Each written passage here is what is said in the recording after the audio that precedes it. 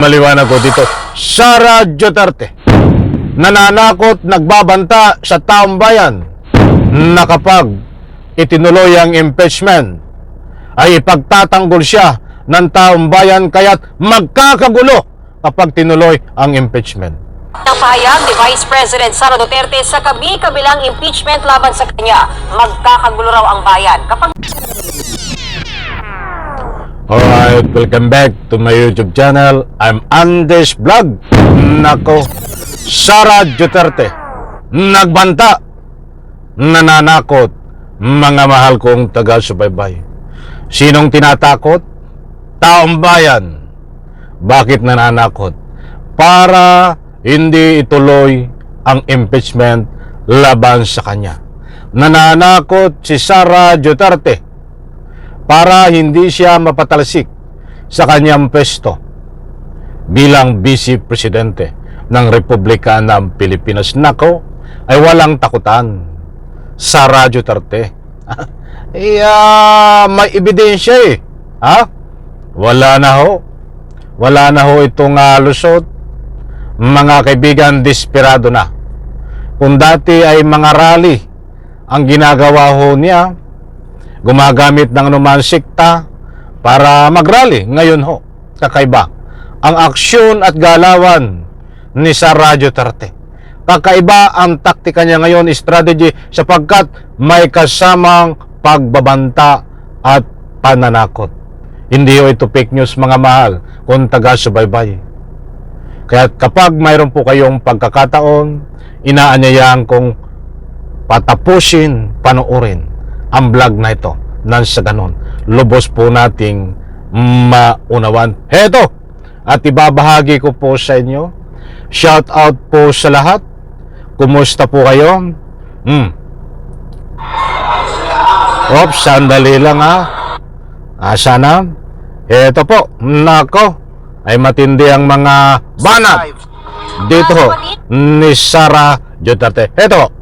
Makahulugan ang pahayag ni Vice President Sara Duterte sa kabi-kabilang impeachment laban sa kanya, magkakagulo raw ang bayan kapag nagsalita siya. Nasa frontline na balitang yan ang aming Mindanao correspondent na si Bril Montalvo, exclusive. Aba, ay sandali nga.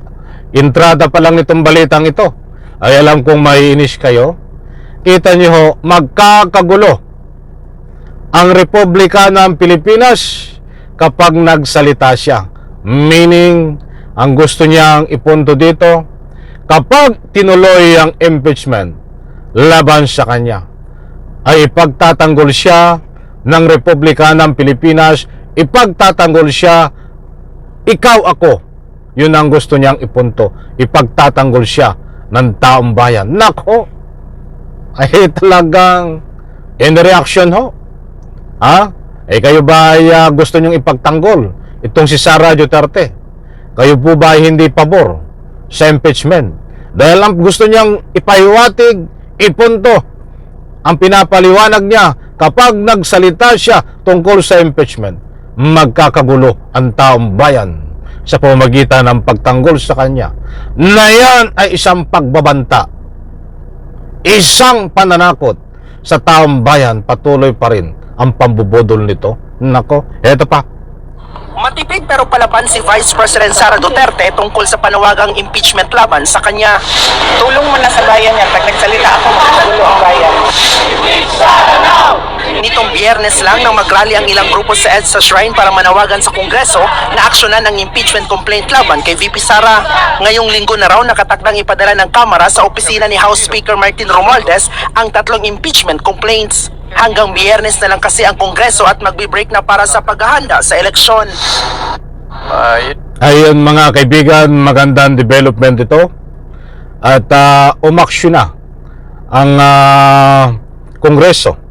At itatransmit na, ipapadala ho sa opisina ng ating Speaker of the House para ito ay magdesisyon na kung tuloy ang impeachment. Abangan po natin at kabang-abang ito. Umaksyon na ang Kongreso. Wala nang lusot dito. Itong si Sara Duterte kung itutuloy itong impeachment, mga mahal kung taga-subaybay. Ito pa. No, I think we have given them enough time, so we will have to transmit the impeachment complaints within this week. Hindi naman. Ang kanta nga habang may buhay, di ba? Speaking of elections, may pag-aalinlangan si VP Sara kung mag-i-endorse ba siya ng kandidato sa Bilang Pilipino 2025. Una na niyang sinabi na hindi siya makikialam sa eleksyon. Hindi ko alam kung makakatulong o makakasama sa mga kandidato ang pag-endorso ko sa kanila. Kaya pinag-iisipan ko yun ng maayos. Kahit kabi-kabila ang plano Ay, basura ang mga sinasabi nito. Instead, salip ay pagtuunan nito ng pansin bilang Vice Presidente ang ikagaganda ng takbo ng ating ekonomiya o tumulong sa ating pamahalaan ay hindi ho. Ano ang mga sinasabi nito? Mga kaibigan, makakatulong ba yan sa ating bansa? Ha? Tapat napakarami nating matutuklasan. pagpapatalsik sa kanya. Seryoso raw na titingnan ni VP Sara ang pagtakbo bilang presidente sa 2028 elections. I'm seriously considering running in the 2028 presidential elections dahil sa mga nakikita natin sa bayan natin na dapat ayusin, dapat baguhin. Nagbabalita mula sa front Talagang patawa ito. Tumawa muna tayo. Sabi nga ng Kongreso, habang may buhay, habang may panahon ba? Yung ba ang sabi niya? Mga kaibigan, na ulitan din dyan. At diretsahan sinabi nitong si Sara Duterte, natatakbo siya bilang presidente ng Republika ng Pilipinas at napakadaming dapat ayusin sa ating Republika ng Pilipinas. Nako, ay sige, bago tayo magpatuloy, gusto ko muna ang kunin ng inyong panig. Kapag po ba ito ay tumakbo na presidente ng Pilipinas, ito po ba ay iboboto nyo? Basers man o hindi, diyan po sa comment section, pwede po kayong magbigay ng anumang public opinion. Nako, ay matindi ho ito. Talagang malakas ang loob. Anong aayusin ito sa Republika ng Pilipinas? Alam nyo, base sa galawan nitong si Sara Duterte. Hindi niya po deserve. Hindi ba ito nangingilabot?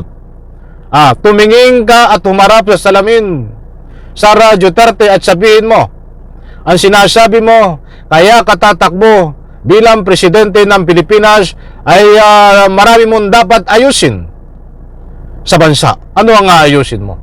Mas mabuti pa, uulitin ko, mas mabuti pa, Sara Duterte, ayusin mo muna ang takbo ng iyong pagkatao, ang takbo ng iyong pag-iisip.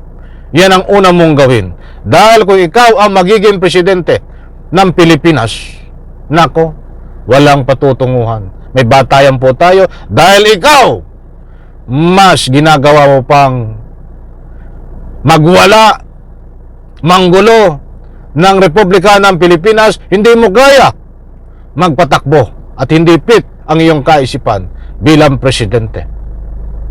Ngayon vice presidente ka? Hindi ka nga, kaya nga mayroong impeachment laban sa'yo, ay hindi mo kayang magpatakbo bilang pangalawang pangulo ngayon. At may kasama yang pandarambong tungkol ho diyan sa pagnanakaw di umano ng kaban ng bayan. Ay baka pag naging presidente ka, ay nasa iyo na lahat ng pera ng presidente.